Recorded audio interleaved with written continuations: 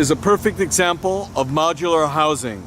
This is 117 Cadman Plaza East. Now, this is an example of what modular housing could be. It's really a post-disaster housing, temporary housing kind of creation. Now, they did this on purpose just to see what's feasible, what's not feasible. But you look at this, and it's amazing. You could have a lot more housing like this. Now, your typical house in New York that would be this size would be a couple $1 million, even here in Brooklyn. But I'm sure each one of these modular housing units is probably maybe at most $50,000. So at most, all three of them would be $150,000. Now, just think of it, $150,000 for 3 families to live. Now, as we all know, there's a housing business. The housing business doesn't necessarily want affordability, because if you have affordability, then that means that people are going to buy a lot more, not rent. People are going to buy cheaply. That's not good either. And this is a great example of what could be. Even if it's 4 stories, that's even better.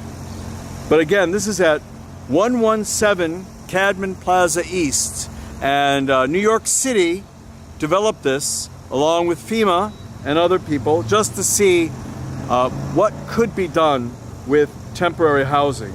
Now, even though they call this temporary housing, I think people could live in this sort of arrangement for 10, 20, 30 years if they chose. It's just that we're used to a very different standard of living in New York.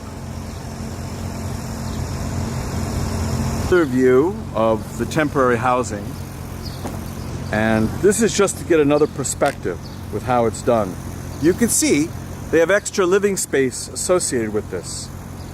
It's really just a matter of how much you want to spend. For example, a container about the size of each floor here is about $5,000 to purchase brand new. Now, I'm sure what they've done here was they converted containers into housing and put corrugated steel on top of the containers to make it look more like housing rather than a container. And the small additions that you see are exactly the same size as the mini containers. Now remember, containers are designed to travel on the oceans. So they're designed to resist salt water, they're designed to resist storms. This is why I think in theory, this sort of housing could last for 10, 20, 30 years. But as I mentioned, there are forces at work that would not want that to be, because that would be detrimental to a lot of other industries. We'll take a closer look at the front part of this housing just to see what that's like.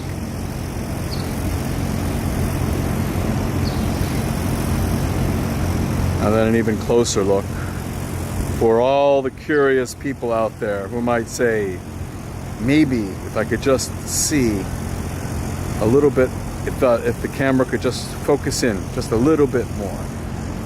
Here you go.